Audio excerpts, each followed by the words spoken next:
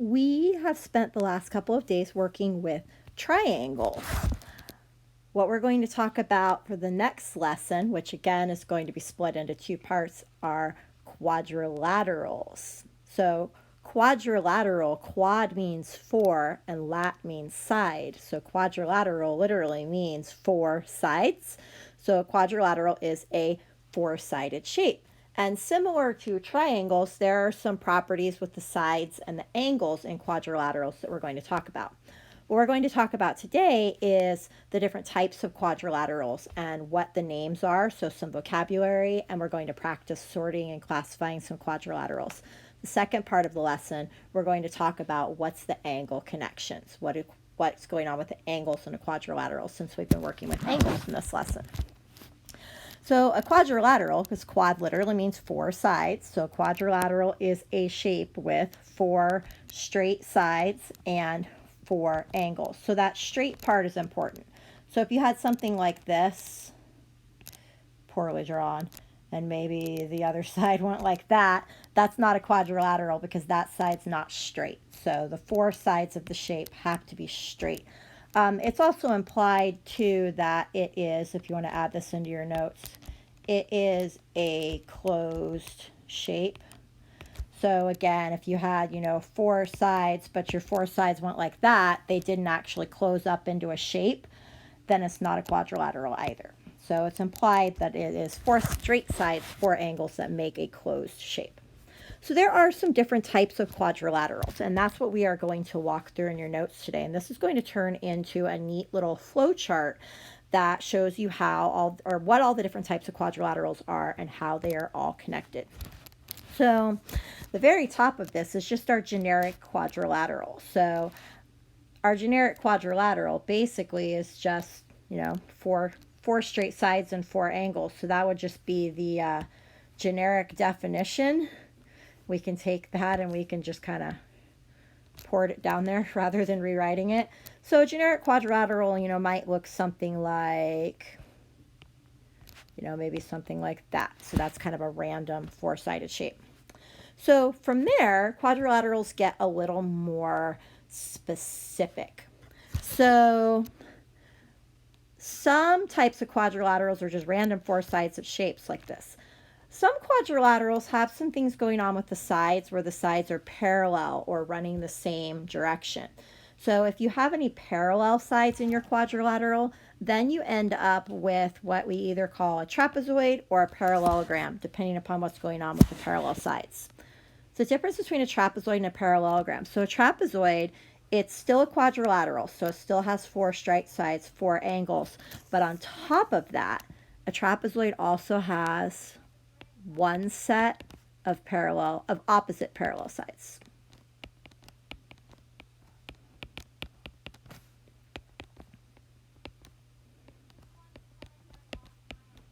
So it has one set of opposite sides that are parallel. So parallel means running the same direction, right? And then the other two sides are not parallel. So maybe if one of them's going this way, the other one will be going a different direction. So that would be a trapezoid. Now, when we have parallel sides, you'll see sometimes these little arrow marks. So those little arrow marks, those are just geometry notation that tells you that those sides are parallel. It means they really are running the same direction. So that's a trapezoid. A parallelogram also has some things going on with parallel sides. A trapezoid has one set of parallel sides. A parallelogram has two sets of parallel sides.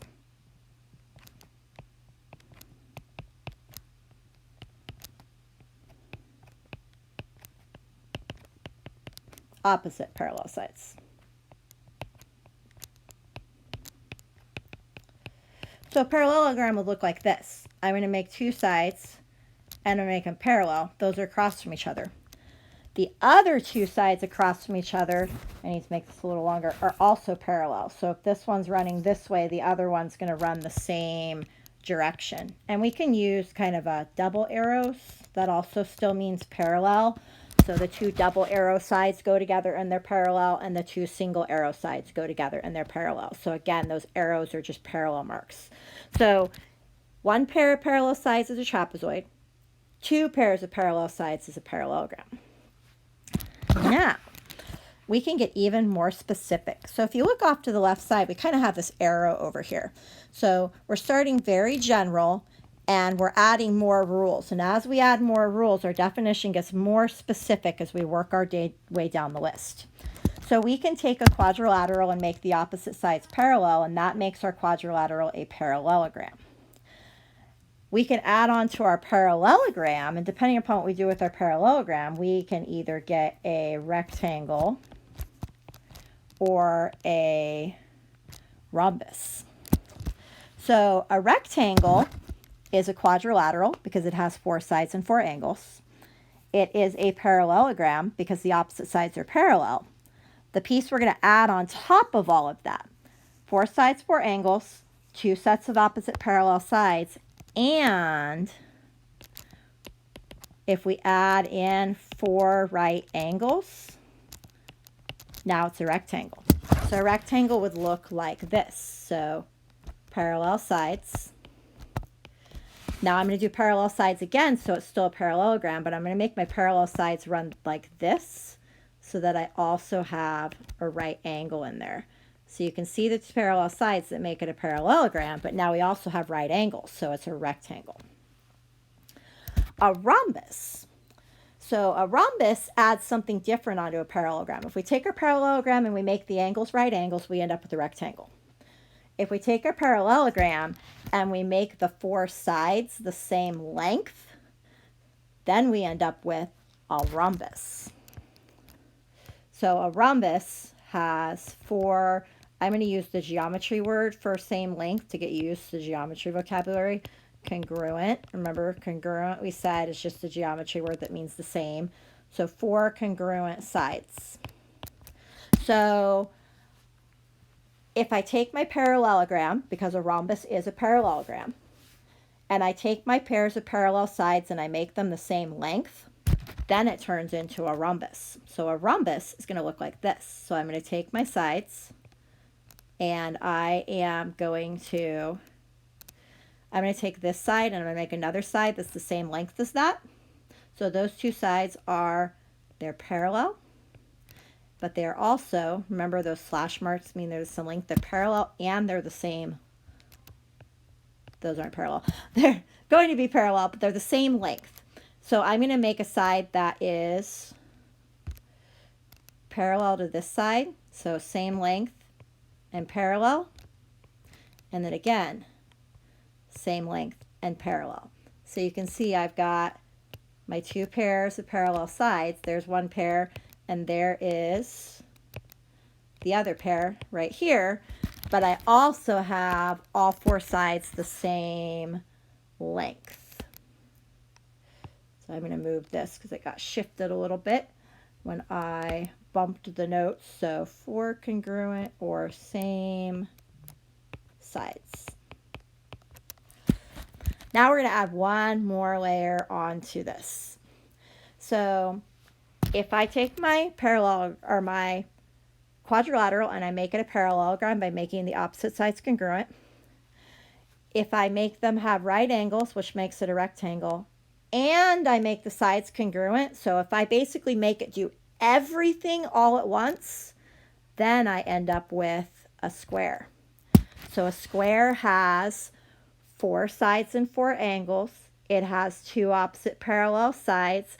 It has 4 right angles, and it has 4 congruent sides. So basically everything above the square in the diagram applies to the square. So you can kind of see how the rules trickle down. So the farther down the list you are, everything above that on the list applies to that shape, which is why we say the bottom of the list is more specific. So a square would basically look like this. So a square is basically, we're just going to say all of the above, because it does everything above this in the list. So a square, I'm going to put my square kind of off to the side here because I'm running a little low on space. So a square, so we know what a square looks like. But if we go through, we can say, okay, a square is a parallelogram because it has the opposite parallel sides. A square is also a rectangle because it has 4 right angles.